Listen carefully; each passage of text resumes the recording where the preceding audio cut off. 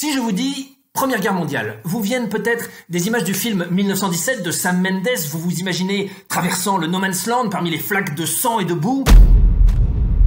Oui, il y a de ça, mais pas que. Et aujourd'hui, on repart plus d'un siècle en arrière pour parler de la Grande Guerre, avec 2 G majuscules. Au départ, il y a Sissi impératrice et son mari, empereur d'Autriche-Hongrie. On vous explique. Le successeur de France devait être son neveu, François Ferdinand. Mais à l'époque, le gigantesque empire austro-hongrois était composé d'une multitude de peuples qui voulaient leur indépendance. Et le 28 juin 1914, l'héritier Franz Ferdinand se fait assassiner à Sarajevo par un Serbe qui souhaitait l'indépendance de la Bosnie. Vous suivez ? Et c'est là que les choses dégénèrent, à cause des alliances. Les Allemands exigent que les Autrichiens mènent eux-mêmes l'enquête en Serbie pour trouver le tueur. La Serbie, pays indépendant, refuse et est soutenue par la France, l'Angleterre et la Russie. Personne ne veut céder, la guerre est toute proche. L'Allemagne nous déclare la guerre le 3 août 1914. Bon, en réalité, tout le monde avait envie de cette guerre, sinon cette petite étincelle n'aurait pas mis le feu aux poudres aussi vite. Par exemple, les Allemands pensaient qu'ils gagneraient facilement, comme en 1870. Nous, on voulait se venger et récupérer l'Alsace et la Lorraine. Bref, chacun avait ses raisons.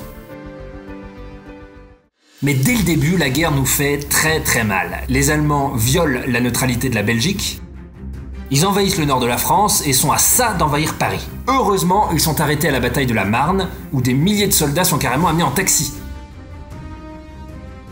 Du côté du front Est, les Russes essaient de nous aider en prenant en tenaille les Allemands, mais ils sont stoppés à la bataille de Tannenberg.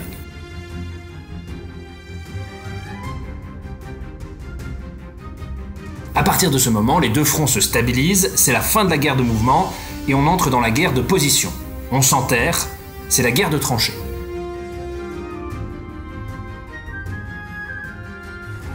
Une guerre absolument atroce. Rien que pour la bataille de la Somme, la plus meurtrière de toute la guerre, il y eut plus d'1 million de morts en 4 mois. En plus, les conditions de vie étaient épouvantables avec la boue, le froid, les cadavres, les rats. Beaucoup de soldats en reviendront totalement défigurés. On les surnommera les gueules cassées. Je vous vois tout entier dans vos yeux. Et à l'arrière, les femmes doivent remplacer les hommes aux usines et dans les champs. En mars 1918, tout semblait perdu parce que l'Empire russe se désintégrait avec la révolution bolchevique et que le nouveau leader, Lénine, avait conclu une paix séparée avec les Allemands qui se sont donc retournés à 100% contre nous, reprenant l'offensive. Heureusement, les Américains arrivent à partir d'octobre 1917 et nous aident in extremis à faire basculer le sort de la guerre. Le 9 novembre 1918, Guillaume II, empereur d'Allemagne, abdique. 2 jours plus tard, l'armistice est signé. Et c'est depuis qu'en France, le 11 novembre est un jour férié. Voilà, vous avez quelques films à regarder pour bien vous imprégner de cette période de notre histoire. La liste n'est pas exhaustive, mais c'est un bon début. À vous de choisir.